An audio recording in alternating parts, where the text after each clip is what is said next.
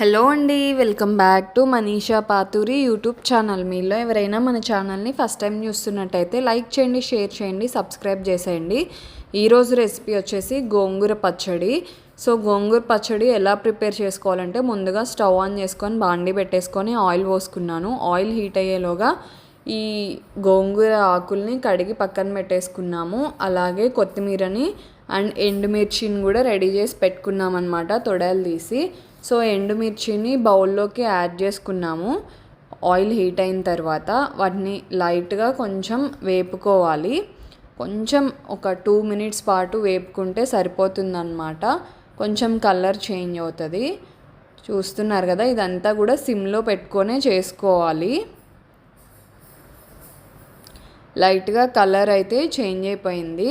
So ఇలా ఈ కన్సిస్టెన్సీలో ఉన్నప్పుడు ఇంకా లాస్ట్లో ఒక 30 secondsలో దించేస్తామనంగా కొత్తిమీరనైతే అందులోకి యాడ్ చేసుకున్నాము.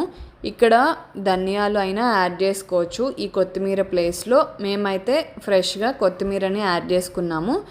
మీ దగ్గర కొత్తిమీర ఆరల్స్ ధనియాలు ఏదైనా అవైలబుల్గా ఉంటే అది యాడ్ చేసుకోవచ్చు. అలా ఒక 30 minutes తర్వాత వేరే బౌల్లోకి తీసి పక్కన పెట్టేసుకున్నాను. మళ్ళీ అదే బాండిలో కొంచెం ఆయిల్ని యాడ్ చేసుకుంటున్నాను. ఆయిల్ యాడ్ చేసుకున్న తర్వాత కొంచెం హీట్ అయిన తర్వాత గోంగూరని అయితే యాడ్ చేసుకుంటున్నాము అదే బౌల్లోకి.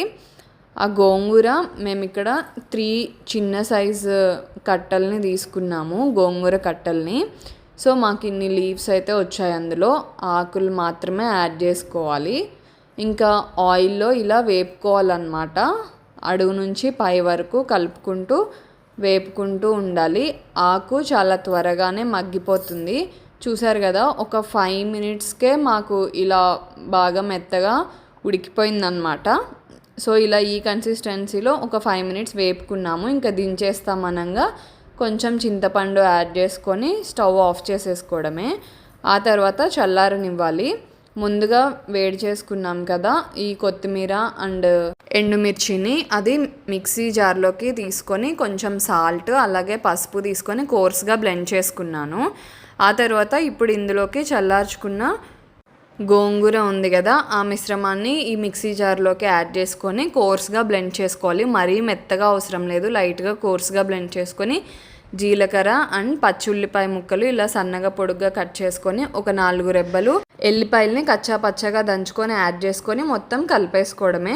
అంతే, మన గుమగుమలాడే గోంగూర పచ్చడి రెడీ అయిపోయింది. ఆంధ్ర స్టైల్ ఇది. మీకు కనుక మా రెసిపీ నచ్చినట్టయితే లైక్ చేయండి, షేర్ చేయండి, సబ్స్క్రైబ్ చేసేయండి. Thank you for watching.